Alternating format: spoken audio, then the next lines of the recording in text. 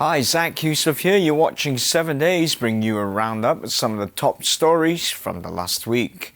At the top of the show, US President Barack Obama says that Republican presidential nominee Donald Trump will get national security briefings as required by law ahead of the election, but warned that the information in the briefings must be kept secret. They have been told these are classified briefings, and if they want to be president, they got to start acting like president, and that means being able to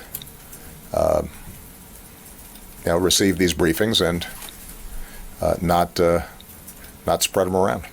Whilst meeting with reporters at the Pentagon on Thursday, the US leader also scoffed at suggestions from Trump that the November general election might be rigged to ensure victory for the Democratic nominee Hillary Clinton, who is Obama's former Secretary of State.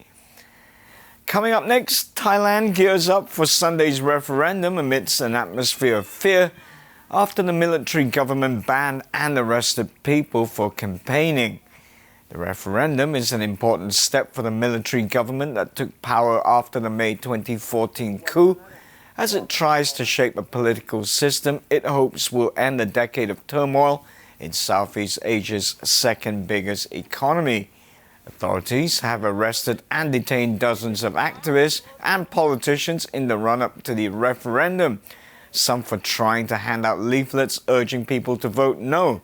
The New Democracy Movement, a group of student activists, said that the vote on Sunday is not just on a draft constitution, but also it's a stand to reject junta government. Critics say the vote is aimed at constraining elected governments largely through an appointed upper house of parliament. The government says the proposed constitution will heal divisions after years of rivalry between the military-dominated establishment and election-winning populist politicians who the military says buy their way to power. Crazy stuff happening in Thailand indeed. Okay, moving along, US authorities arrested dozens of suspected Mafia members on Thursday, charging them with extortion, loan sharking, smuggling, arson, gun trafficking, and other crimes.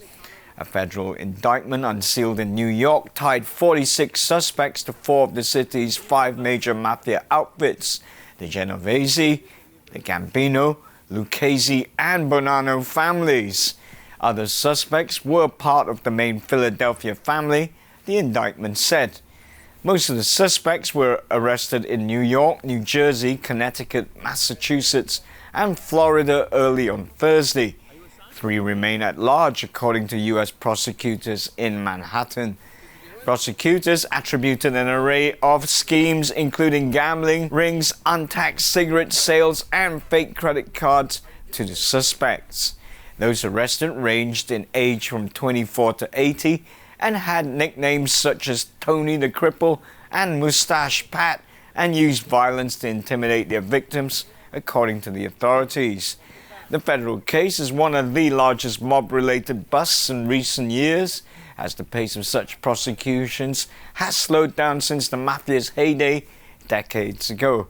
Although the Mafia is not as powerful as it once was, prosecutors say the investigation still shows that it is a potent force. Coming up, an American tourist has been killed and 5 others injured following a knife attack in central London on Wednesday. The victims injured in the attack were from the United States, Australia, Israel, and the UK, while the slain American tourist was identified as 60-year-old Darlene Horton from Florida. London Metropolitan Police say they have arrested 1 suspect, who has been identified as a 19-year-old Norwegian national of Somali descent.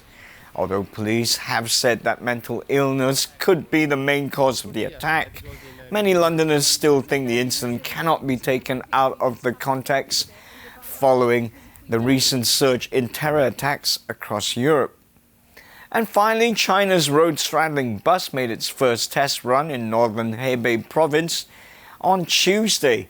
The innovative bus, called the Transit Elevated Bus, which was designed to ease traffic jams in the country, was seen moving at low speed and opening doors for people to have a look.